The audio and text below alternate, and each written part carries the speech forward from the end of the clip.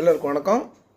இன்றைக்கி நீதி நூல்களை பற்றின அடுத்த பதிவு உங்களை சந்திக்கிறதுல ரொம்ப மகிழ்ச்சி.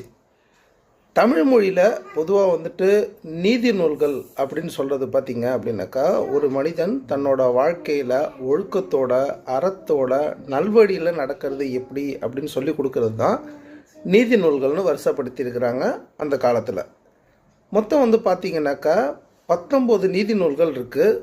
இதில் ஒரு பெருநீதி நூல், மற்றதெல்லாம் மீதி 18ம் 17 கீழ்கணக்குன்னு சொல்லப்படுற சிறுநீதி நூல்கள் அப்படின்னு கணக்கிடப்படுது.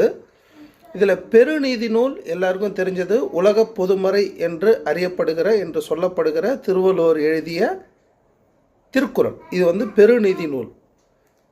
அடுத்தது சிறுநீதி நூல் அப்படின்னு எடுத்துக்கிட்டிங்கன்னா மொத்தம் 18.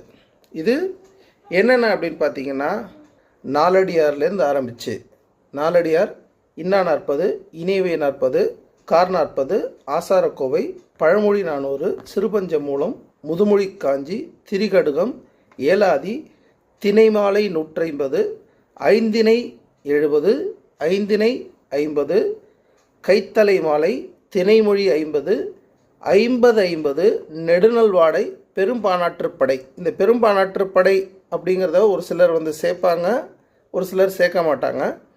இதை தாண்டி ஔவை நமக்கு கொடுத்துட்டு போயிருக்கிற புத்தகங்களும் இருக்குது.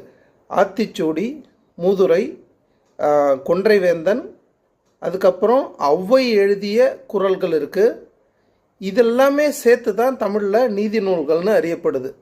இதிலேருந்து வர கருத்துக்களை தான் நான் படித்ததை உங்களுக்கு கொண்டு சேர்க்கறதா சொன்னேன்ல.